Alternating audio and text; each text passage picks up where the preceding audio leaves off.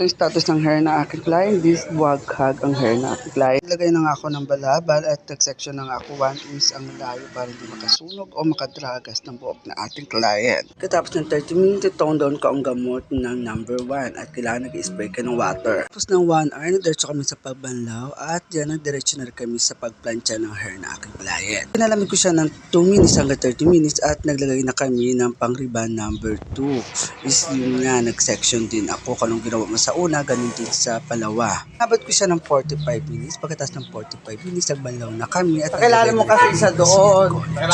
Nabot ko lang din ng Brazilian collagen is 45 minutes hanggang 1 hour.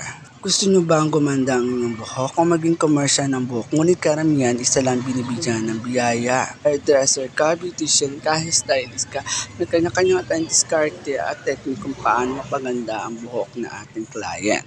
Atin ang status ng hair na client. Nagsashine, nababound at straight na hair na client at smooth. At yun lang po.